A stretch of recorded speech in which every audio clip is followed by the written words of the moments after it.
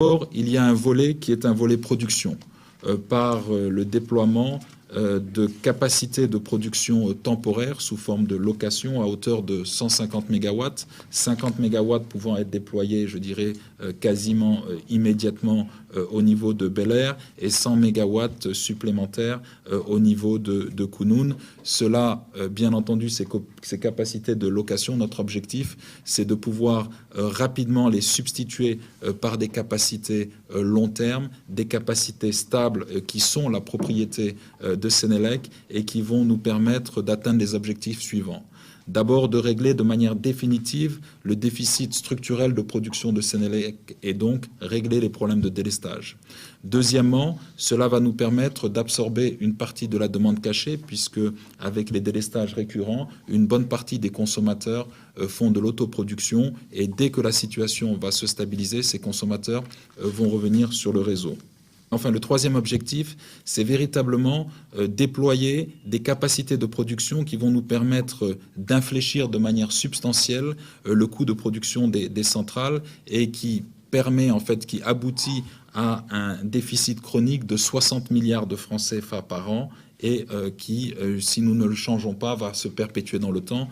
Donc le déploiement de ces capacités va nous permettre véritablement de réduire les coûts de production et véritablement d'améliorer la rentabilité et la profitabilité de la Sénélec.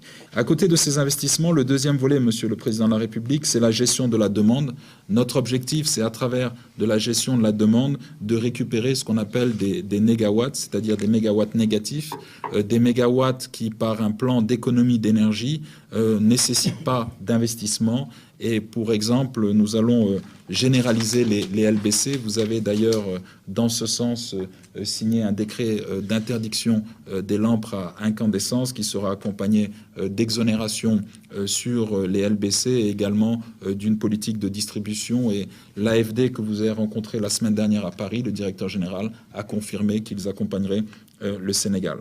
À côté de la généralisation des LBC dans le cadre du volet gestion de la demande, il y aura la contractualisation des effacements, c'est-à-dire de pouvoir s'entendre avec un certain nombre de gros consommateurs qui disposent de leur propre capacité de production, de s'effacer en période de pointe de façon à pouvoir alléger la demande. Et également, nous allons introduire un système de nouvelle tarification 2020 de façon à pousser les ménages et les entreprises à réduire leurs factures d'électricité. Et en rapport, dernier aspect de ce volet, avec le ministre en charge des énergies renouvelables, nous allons voir comment nous allons pouvoir généraliser un certain nombre d'équipements comme les chauffe-eau solaires, comme une normalisation des produits électriques de façon à ce qu'ils puissent avoir une certaine efficacité énergétique. Dans notre plan, nous avons voulu, Monsieur le Président, quand même limiter les effets de la gestion de la demande parce qu'actuellement nous avons un gros problème au niveau de Sénélec et ça c'est le troisième volet, c'est le volet qui concerne la restauration de la crédibilité entre Sénélec et ses consommateurs. Et je crois que ça c'est vraiment le volet le plus important du plan. Monsieur le Président de la République, le quatrième volet, c'est le volet sécurisation de l'approvisionnement. Enfin, et dernier point, Monsieur le Président, c'est la restructuration financière de la Sénélec. C'est le vrai sujet. Cette restructuration financière va passer par une recapitalisation, par un plan également d'économie des coûts et par une réorganisation en profondeur de la Sénélec.